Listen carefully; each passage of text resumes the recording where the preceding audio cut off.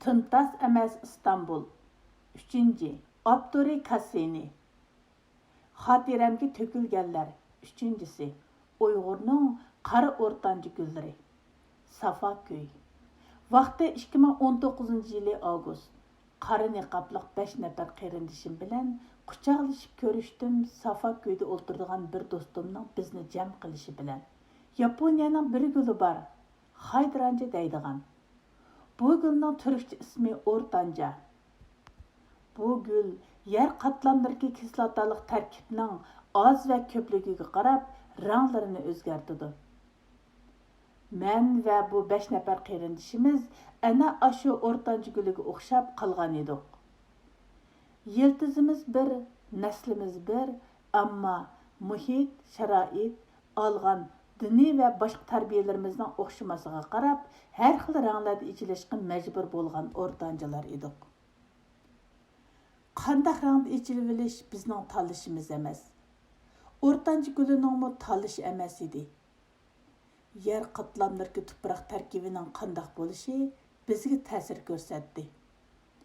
Holrang ichilgan o'rtanchi guli yurakdan urg'ub chiqqan mehr muhabbatning simboli. So'sin rang o'rtancha birlarini cho'nqur tushunish orzusining borligiga simbol qilinadi. Men bu 5 nafar qari niqobliq singillarimiz orasida o'zimni holrang va so'sin rang ichilgan o'rtanchalarda his qildim.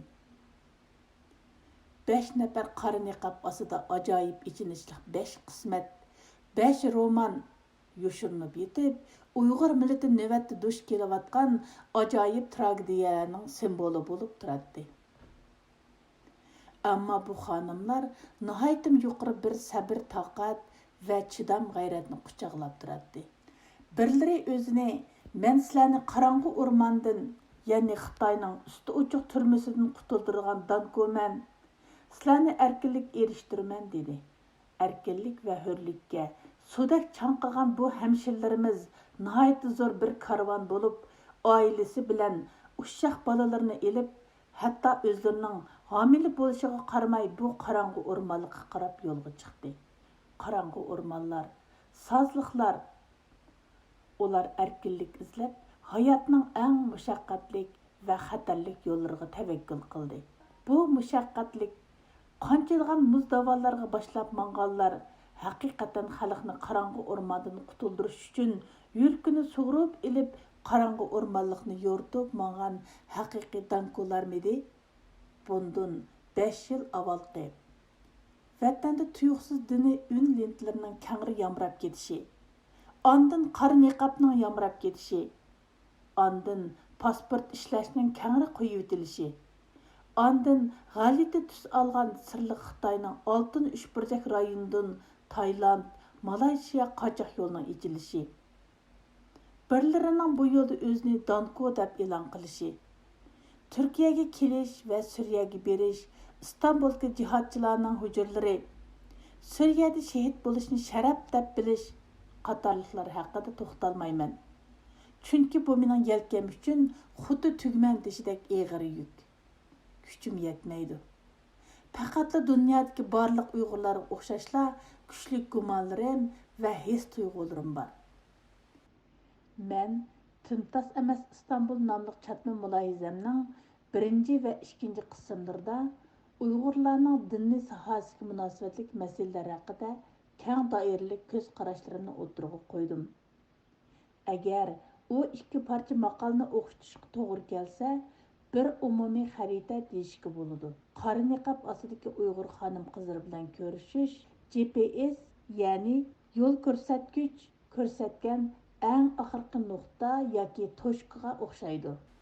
Men oldimda o'tirgan bu 5 nafar qari niqobli hamshirlarimiz va o'zimni onam tuqqan 6 qiz deb o'yladim.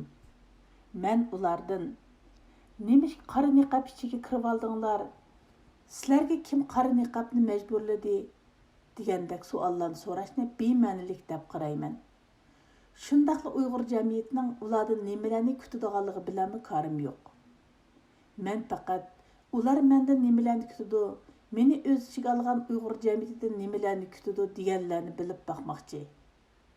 Ondan başqa qara niqab ostiga yo'shirilgan Uyg'ur millati navbatda duch kelgan, bo'libmi Uyg'ur ayollari duch kelgan vatnini tashlab qochish tragediyasini anglab baxmoqchiman.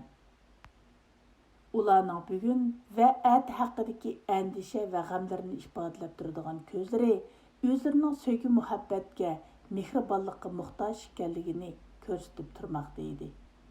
Men ularni 5dan 7gacha bolalaringlar bilan Uyg'urlarga yuk bo'lib qoldinglar, sizlar cho'qim ishlashinglar kerak degan gapni hargiz og'zimdan chiqara olmayman.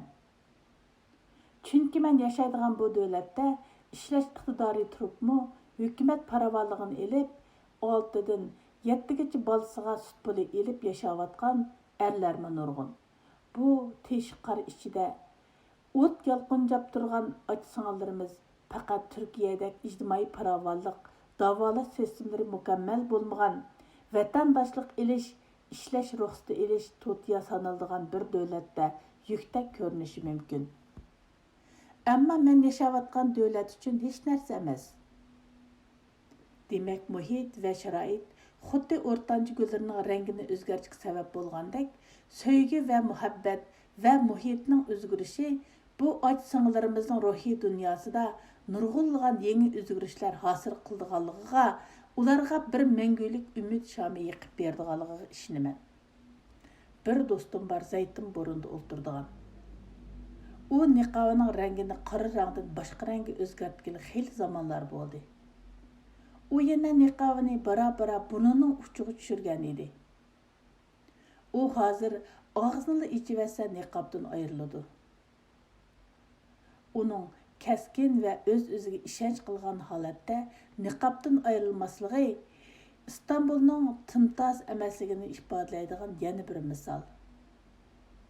Ko'rinib turibdiki, u niqobini ichivasa İstanbuldagi ma'lum taraflar tarafidan ig'ir besim uchraydi yoki top-taniga qoladi. Yuqorqilar mening qora niqobli qamshillarimiz bilan mening munosabatlarimni ifodalab beradigan jumlalar. Men yana Uyg'ur diniy sohalarimizning hozirgi realiga qaytib kelaman. Kiyimni qancha qat-qat kiyilish yoki niqoblanish dinni shuncha mukammal bilganligimizni va amallashtirganligimizni bildirmaydi. Din Qur'on Karimni o'qib qo'yish bilan emas, balki amallashtirish bilan qimmatlik va o'z ma'nosini topadi. Yaqinda ijtimoiy taratqularda Safaviy qatorliq joylardagi yolg'iz onalarning oila tozaligi va shaxsiy tozaligida masala ko'rilib, bu rayonlarda o'ltirayotgan turk qarindoshlarimizning noroziligini qo'zg'aganligi, ularning o'zlari turayotgan rayonlik hukumatlarga bu Uyg'urlarni ko'chirib o'tish haqida shikoyat qilganligi, shundaqla o'qituvchilarning Uyg'ur farzandlarining tozaligi haqida shikoyatlarda bo'lganligi to'g'risidagi ovozliq uchur tarqaldi. Bu Turkiyadagi Uyg'ur tarixida ko'rilib boqmagan sadchilik edi. Shundaqla payg'ambar davridagi onalarimizning go'zal axloqiy insoniyat uchun qo'shgan to'hfalari yig'inchoqlaganda ularning qiyomatgacha o'lmaydigan ruhini o'zimizning hayotlik nishoni qilmay, ularning 1400 yillar burungi davr va sharoitiga munosabatlik kiyim-kechaklariga sodiq bo'lgan vaqtimizda mana shunday sadchiliklarni sodir qilib qo'yatdik. Biz o'zimizni ularning bu davrdagi obrazi deb qaraymiz. Amaliyot bo'lsa ularning obraziga ta'sir yetkazib qo'yamiz. Bu ruhning cho'ldarab qilishi deb ataldi. İkinci bir nokta. İstanbul'daki nurg'un xonimlarning Allah'ның 99 ismini atab tasvir serib va uni yig'ib bir ishlar qildiganligidan astul xabarim bor. Ammo Allah'ның 99 ismining ichidagi Al-G'afur ismi ayiblarni va gunohlarni yopquchi, kechirguchi, mag'firat qilg'uchi degan ma'noda. Agar biz Allah'ның 99 ismini chin dilimizdan va qalbimizdan o'rgangan bo'lsak, yuqoridagi sadchilikni tamoman yepib ketgan bo'lardik. Tövendeki abzaslarim yanıla Uyghur jamiyati yoki Uyghur jamiyatining muhim bir tarkibiy qismi bo'lgan diniy saharimizning umumligiga qartilgan bo'ladi. Ayollar va erlar bir-birini to'liqlaydigan, shundaqla hargiz bir-birining o'rnini to'shqizolmaydigan ikki tal yerim parcha. Bu to'liqlash albatta Allah er va ayol uchun o'rtaq yaratgan bu koinotda amalga oshadi. Agar Allohning hamma nimani ko'rib turadiganligiga bo'lgan ishonch bo'lmagan taqdirda, odamlar o'zlari paydo qilib olgan niqoblar to'mir niqob bo'lgan taqdirdami kor qilmaydi. Bu to'liqlash xuddi bir jup oyoq birsi so'l put uchun, yana biri o'ng put uchun tikilgandek. Demakki bu ikki o'zaro bir butun qilg'uchi, barobardir, ammo aynisi emas.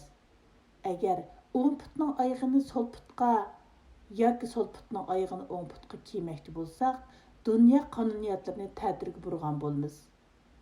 So'l putning oyog'i so'l putda, o'ng putning oyog'i o'ng putda turishi kerak. So'l putning oyog'i bilan o'ng putning oyog'i o'xshamagan rangda ko'chaga chiqqan ahvolda bu normalsizlikdan kishilar kulganga o'xshash, bu dunyodagi havo, suv, quyosh hamma narsasidan tang bahrinishga tegishli bo'lgan ayolni hozirgi davrga moslashmagan qora niqob bilan o'tirg'i chiqarish dunyoning tabiiy qonuniyatlarini buzuydi. İnsoniy munosabatlarning tabiiyligini zedlaydi. Maqolamning bosh qismida aytib o'tib ketganimdek, o'rtancha gullarning rangini insonlar yer qatlamlarining kislotalik tarkibini o'zgartirish orqali o'zi tasavvur qilgandek simvollik ranglarga tamoman aylantirg'ili bo'ldiganligiga o'xshash. Ma'lum kishilar Uyg'ur ayollardan iborat bu o'rtancha gullarning rangini qoraga o'zgartirish orqali ma'lum shum g'arazlarga yetmoqchi bo'layotgan bo'lishi mumkin. Oq o'rtanchalar g'ururlanishning, so'sinrang o'rtanchalar birlarini cho'nqur tushunish orzusining borligiga simbol qilinadi. Shundoq men so'sinrang ichilgan o'rtancha gulidek qora niqobli oji singillarimizni cho'nqur tushunishning simboli bo'lib ichilib turmoqdaman. Ammo yana bir tarafdan kimlardir Uyg'ur ayollarni qora o'rtancha gullarga aylantirib qo'yish uchun yer qatlamlarining kislotalik tarkiblari bilan o'ynashayotgandiqandaq degan andishlarimi yo'q emas. Chunki qora niqobni qora o'rtancha guli deb tasavvur qilsak, qora o'rtancha guli arablarning va terrorning simboli ekanligi xiyolimga keltirgan vaqtimda tallarim shirkinib ketadi. 80-yillarda zaharlik chekimlik yamrab ketganda biz o'z-o'zimizni biz mushundaq zahar chekadigan millat, nachar illatlarni oson yuqtirib oladigan millat deb aybladik. Ammo zaharning kelish manbasi haqida izlanmadik.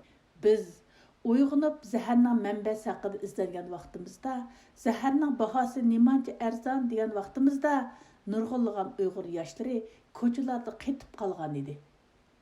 Xitoylar ishkirdan kelib plastik yopiqliq sayko'ktat parniklarni qurib, yer zimmalarimizni tortib olib, taraqqiyot rayonlari qurib beyib ketganda o'z-o'zimizni yana Uyg'urlar abgan millat, ho'rin millat deb aybladik. Bu qitim tuyuqsiz qora niqob, ya'ni qora o'rtancha gullari o'ttirg'i chiqqandimi, biz yana qora niqobli oji singillarimizni ayblayapmiz. Bundaq bir millat xonim qizlarini qora niqob o'zgartishning orqasida qandaq shumpillar bor? Buni tahlil qilmayapmiz. Xitoy hukumati, jazo lagerlari, Uyg'urlar, dunyo vaziyati, Suriyadagi qalaymaqonchiliklarni birlashtirib tahlil qilgan vaqtimizda Uyg'urlarga ortilmoqchi bo'lgan nihoyat ig'ir bir tuhmatning ko'langisini sezgandek bo'laman. Zolimning zulmi, dunyoning hatto qarindosh va dindosh millatlarning biz bilan kori bo'lmasligi hamda birla Allohdan umid kutish yo'liga mangan vaqtimizda hozirgi ilm-fan davri bilan moslashtirilgan to'g'ri diniy ta'lim tarbiyaga erisha olmasligimiz, o'xshamagan taqdir qismatlarimiz bizni bir yildiz, bir g'olda rangarang ichilgan o'rtancha gullarga o'xshatib qo'ydi. Qora niqobli oji sing'illarimizga muomala qilganda niqobiga emas, balki uning ichidagi Uyg'ur xalqining eng ichinishli hikoyalarini qalbiga yoshirinib yotgan bir insonga insonlik muomalasi, bir Uyg'urlik muomalasi qilayli. Ularga 7 qizlarim Nozugum va Rizvangul muomalasi qilayli. Davomi bor.